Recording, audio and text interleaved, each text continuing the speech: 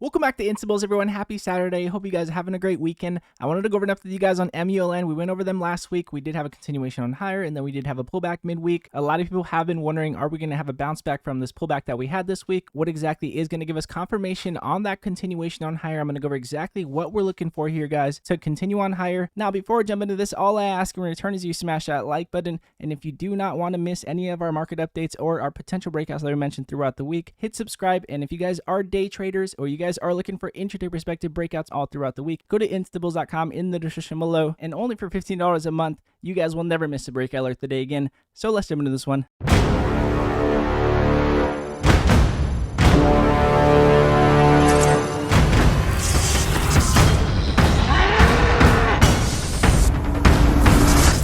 So jumping into the daily chart with you guys here on MULN, just a quick reminder again on June 27th, which is this Monday, MULN will be joining the Russell 2000 and 3000. So a lot of people are curious, are we going to have a bounce back from this slight pullback that we had leading into the weekend? Again, we did talk about last Sunday that we were looking to see if we can continue to respect our 20-day moving average leading into this news. And we did have this spike. Now we have a slight pullback. Are we going to have a continuation on higher? I'm going to go over exactly what we're looking for here. As you guys can see, we have our 20-day moving average that is just below our 50-day moving average. If we do cross above and we do continue to respect our 20-day moving average, again, we do need to respect it and increase in buy pressure. I'm going to go over exactly what that looks like. As you guys can see previously, though, we did have our 20-day moving average that did cross up. We did have that bounce and continued on higher here, as we did have our 20 crossing back over our 50. And as you guys can see on the MACD, again, this is our buy pressure. We are looking for an increase in pressure. As you guys can see on our recent bounce, we had more pressure than we do now. So we are looking to see if we can increase with that buy pressure. We currently have white shaded lines coming in, and we're looking for an increase in a solid bar stronger than we had previously. As you guys can see, we had a white shaded line, and then we did have a continuation on those green bars.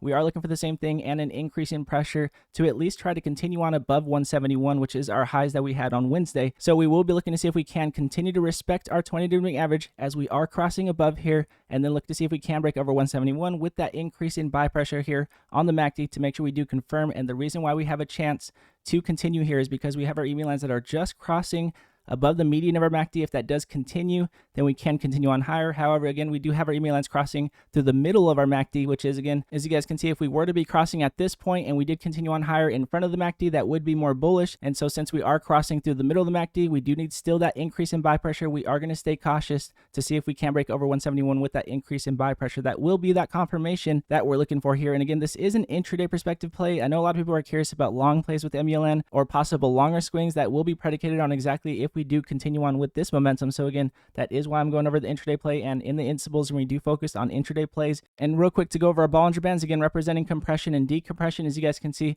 we did push into our second deviation. Now we are getting rejected against the upper end of our deviation, which could signal a possible rejection on that push to the upside or a possible continuation with that push if we do continue to respect our 20-day moving average and we do cross over and we get that increase in buy pressure. So again, very much looking for these confirmations. And again, all of you Instables that come over every single day and come over and support the channel, I appreciate every one of you guys. Much love to everyone of you guys. I hope you guys do have a nice rest of your weekend. We will continue to go at it, a very nice bounce back that we had on Friday. We'll see exactly what the market continues to hold, and I will be going over the market with you guys tomorrow to see exactly where we do continue on to, as we got confirmation on our bullish divergence this week for everybody that was watching our market updates throughout the week. And again, if you guys do like this video, it does help the channel grow, and I do appreciate it very much. And again, God bless you all, and I'll see you guys in the next video.